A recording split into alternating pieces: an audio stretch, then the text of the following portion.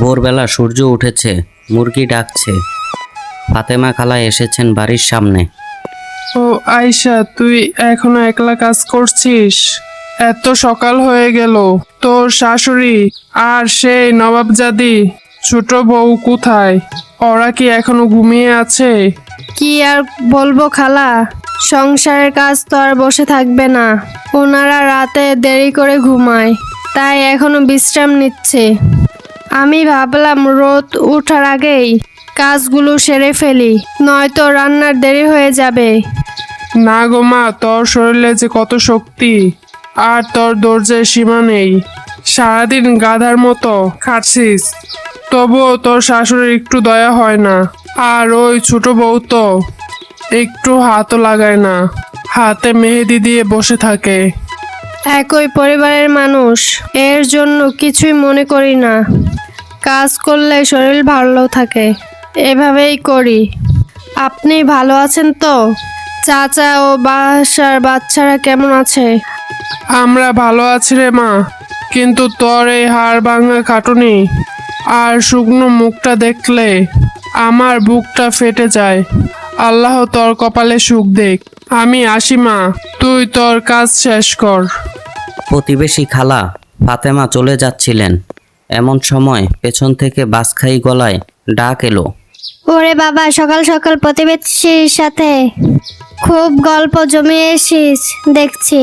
বলছি, ঘরের কাজ কি হাওয়ায় হবে? কাজ ফেলে পরচর্চা করছিস নাকি আমার নামে পাড়ায় বদনাম করছিস? গল্প করছি না অমৃতি। খালা ফাতেমা এলো, আমাকে একা কাজ করতে দেখে মায়া করে দুটো কথা বললেন। আমার তো উঠান ঝাড়ু দেওয়া শেষ, এখন বাসন মাজতে যাব। তুমি অযথা ভুল ভাবছো। ঢং দেখিও না দিদি, তোমার মতো ওইসব গরিব মানুষের সাথে কথা বলার রুচি আমার নেই। যাদের পেটে ভাত নেই তাদের সাথে কথা বলতে তোমার লজ্জা করে না? আমার তো ঘৃণা লাগে। এভাবে বলছো কেন অমৃতি? উনি মুরব্বী মানুষ, আর আমি তো তোমার বড় বোনের মতো। আমাকে একটু সম্মান দিয়ে কথা বলতে পারো না? আমি তো কখনো তোমাকে কটু কথা বলি না, তুমি কেন সবসময় আমাকে অপমান করো? তোমাকে দিব সম্মান হাসলে দিদি? বাপের বাড়ি থেকে কিছুই আনো নেই, একটা ভাঙা খাট আর কম্বল ছাড়া। শুধু ঝাড়ু দেওয়ার যোগ্যতা নিয়ে এসেছো। ঝাড়ুদার হয়ে থাকো, সম্মান চেতে এসো না। হঠাৎ পেছন থেকে শাশুড়ি জরিনা খাতুন এসে হাজির। তিনি বিরক্ত হয়ে বললেন, কি ব্যাপার, সকালবেলা তোমরা কি নিয়ে এত চেঁচামেচি করছো? আমার কি একটু শান্তিতে ঘুমানোর জো নেই? সারা গ্রাম মাথায় তুলে রেখেছো, মান সম্মান সব ধুলে মিশে দিচ্ছ কেন? মা দেখুন না, বড় দিদি কাজ ফেলে বাহিরে ওই ফকিন্নির সাথে দাঁড়িয়ে আপনার নামে বদনাম করছিল। বলছিল আপনি নাকি রাক্ষসী। আমি বারণ করায় আমাকে যা তা বলে অপমান করছে। বিশ্বাস করুন মা, আমি এসব কিছুই বলিনি। অমৃতি মিথ্যা বলছে। খালা ফাতেমা শুধু আমার শরীরের খোঁজ খবর নিচ্ছে। অমৃতি অযথা আমাকে বকছে, আমি তো কোনো দোষ করিনি। চুপ করো আয়েশা, মুখে মুখে তর্ক করবা না। অমৃতি কেন মিথ্যা বলবে? ও বড় লোকের মেয়ে, ওর পেটে বিদ্যা বুদ্ধি আছে, সম্মান আছে। আর তুই তো গরিব ঘরের মেয়ে, মিথ্যা কথা বলাই তোর স্বভাব। ঠিক বলেছেন মা। দিদি সারাদিন শুধু ফাঁকি দেওয়ার সুযোগ খুঁজে আমাকে বলে আমি নাকি আপনার ঘাড়ে বসে খাই। ওর হিংসুটে স্বভাবের জন্য আমার এখানে থাকায় দায়ী হয়ে গেছে। আমি বাপের বাড়ি চলে যাব।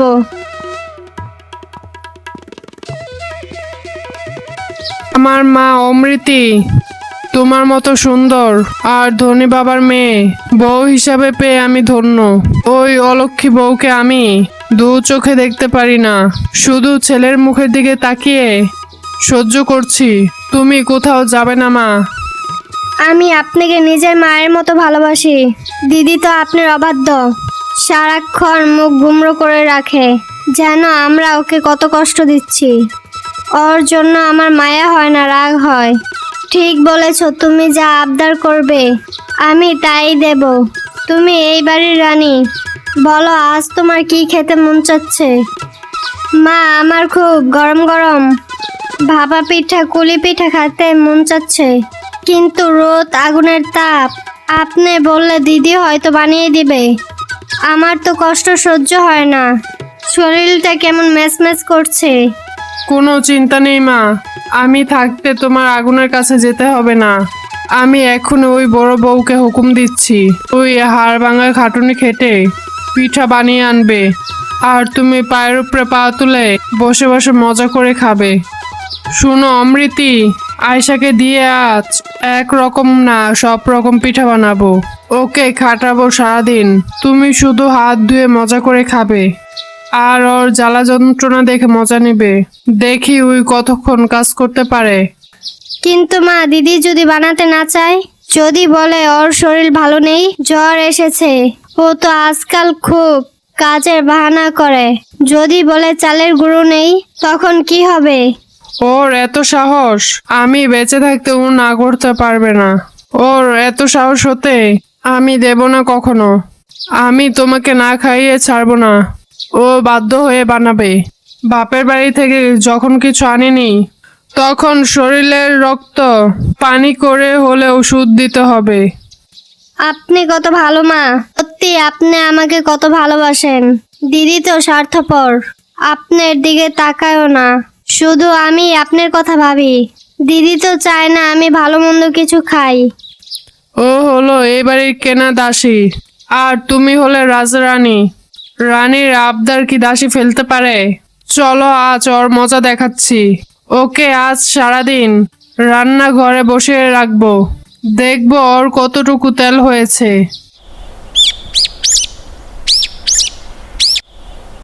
দুপুর গড়িয়ে গেছে। আয়শা বাড়ির সব কাজ শেষ করে ক্লান্ত হয়ে পান্তা ভাতের থালা নিয়ে বসেছে। হঠাৎ জরিনা খাতুন সামনে এসে বললেন, আয়শা, তুই এখন খেতে বসেছিস? ঘরে আর কোনো কি কাজ বাকি নেই? পিঠা বানানোর কথা মনে নেই তোর?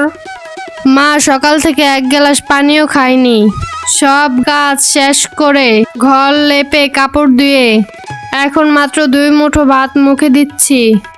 পেটটা খুব জ্বালা করছে মা, আর সহ্য করতে পারছি না। মা দেখুন, আমরা পিঠার জন্য সেই কখন থেকে বসে আছি, আর দিদি এখনো আয়েশ করে ভাত খাচ্ছে। আমাদের কথার কি কোনো দাম নেই? ও ইচ্ছা করে দেরি করছে মা। খাবার রাখ বলছি। ভাতের থালা সরা, আগে রান্নাঘরে যা। অমৃতি পিঠা খেতে চেয়েছে, এক্ষুনি পিঠা বানাতে শুরু কর। পিঠা শেষ হলে তারপর যদি কিছু থাকে খাবি, এখন উঠ। মা, দোহাই আপনার, এই কয়েকটা ভাত খেয়ে আমি রান্নাঘরে যাচ্ছি।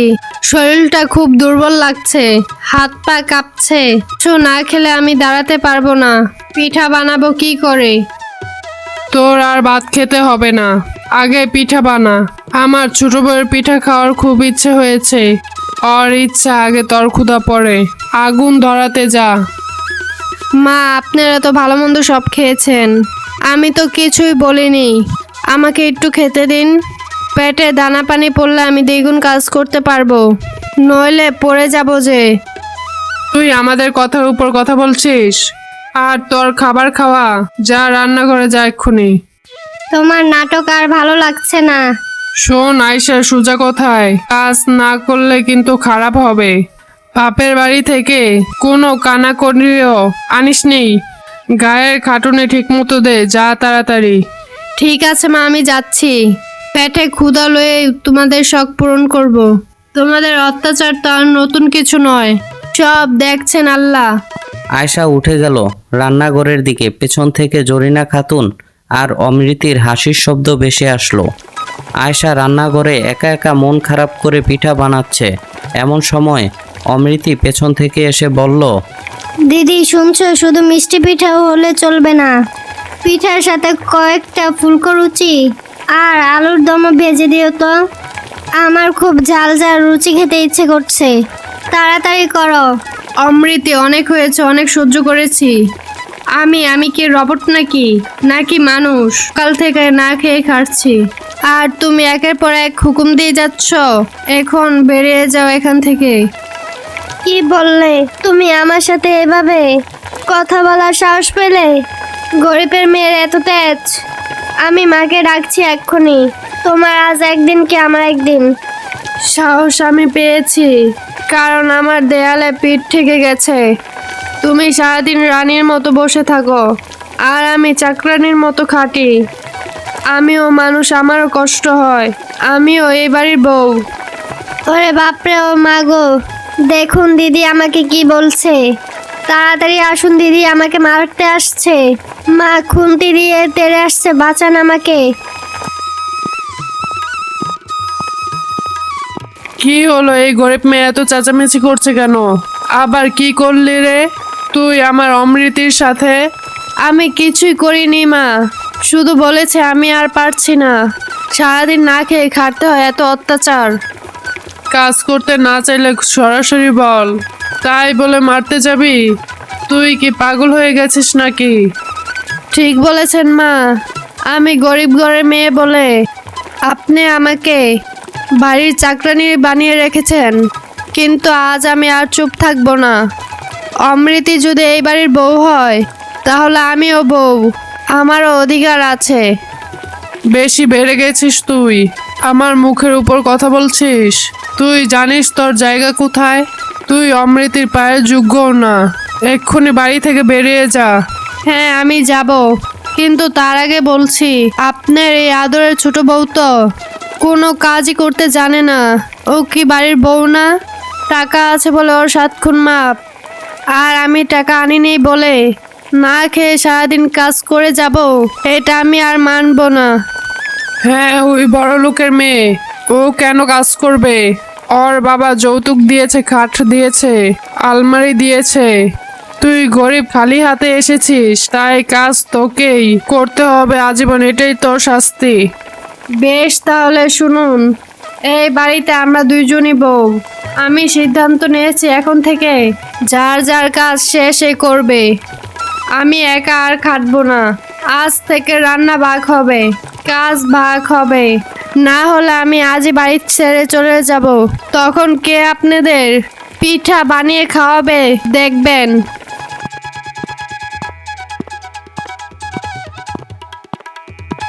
মা এখন কি হবে? দিদি চলে গেলে তো সব কাজ আমাদের করতে হবে। আমি তো হাঁড়ি ধরতেও জানি না। মা, দিদিকে আটকান, ও চলে গেলে আমরা তো না খেয়ে মরবো। জরিনা খাতুন কিছুক্ষণ চুপ করে রইলেন, তারপর আস্তে আস্তে আয়শাকে কাছে গিয়ে বললেন, আয়শা মা, তুই সত্যি চলে যাবি? আমাকে এই বুড়ো বয়সে কে দেখবে? সত্যি তো আমি টাকার লোভে তোর ওপর অনেক অন্যায় করেছি। আমাকে তুই ক্ষমা করে দে মা, আমি আমার ভুল বুঝতে পেরেছি। মা, আমি টাকা দিতে পারিনি, কিন্তু তোমাদের সেবা দিয়েছি। আমি শুধু ভালোবাসা চেয়েছিলাম, অপমান নয়। দিদি, আমিও ভুল করেছি, তোমার কষ্টটা বুঝিনি। আমি আর কখনো তোমাকে অপমান করব না। এখন থেকে আমরা দুইজনই কাজ করব, তুমি আর একা নও। আমাকে মাফ করে দাও দিদি। চল মা, সবাই মিলে একসাথে কাজ করি, সুখে থাকি। অমৃতি, তুমিও আসো। তোমরা দুইজনই আমার মেয়ে, একজন গরিব ঘরের, একজন ধনী ঘরের, কিন্তু দুইজনই সমান। ঠিক আছে মা, এখন থেকে আমরা সব কাজ মিলেমিশে করব। দিদি, তুমি আমাকে রান্না শেখাবে, আর আমি তোমাকে পড়াবো। চলো আজ থেকে আমরা নতুন করে শুরু করি। আল্লাহ তোমাদের মঙ্গল করুক। চলো আজ রাতে আমরা সবাই মিলেমিশে পিঠা খাবো, একসাথে বানাবো, একসাথেই খাবো। আজ থেকে এই ঘরে কোনো ভেদাভেদ থাকবে না, সবাই সমান। সন্ধ্যা হয়ে এলো, 3 জন রান্নাঘরে কাজ করছে। হাসি ঠাট্টায় ভরে গেল পুরো বাড়ি। গল্পের শিক্ষা, পরিশ্রমের মূল্য দিতে হয়, আর অত্যাচারের সীমা থাকে না। কিন্তু সত্য কথা বলার সাহস থাকলে, অন্যায়ের বিরুদ্ধে দাঁড়াতে পারলে জয় অবশ্যই হয়। আল্লাহ সবাইকে ন্যায়ের পথে চলার তৌফিক দান করুক। প্রিয় বন্ধুরা, আজকের গল্পটি আপনাদের কাছে কেমন লেগেছে তা অবশ্যই কমেন্টে জানাবেন। আপনাদের প্রতিটি মতামত আমার কাছে অনেক মূল্যবান। গল্পটি যদি ভালো লাগে তাহলে একটি লাইক দিয়ে ভালোবাসা জানাতে ভুলবেন না। আপনার একটি লাইকই আমাদের নতুন গল্প তৈরিতে শক্তি দেয়। আর এখনো যদি আমার চ্যানেলটি সাবস্ক্রাইব না করে থাকেন তাহলে অবশ্যই সাবস্ক্রাইব করে পাশে থাকবেন। সামনে আসছে আরো হৃদয় ছোঁয়া, শিক্ষামূলক এবং বাস্তব জীবনের গল্প। আপনাদের ভালোবাসা আর সামর্থ্য নিয়ে আমার সবচেয়ে বড় অনুপ্রেরণা। সবাই ভালো থাকবেন আর সুস্থ থাকবেন। আবার দেখা হবে নতুন গল্পে। ধন্যবাদ।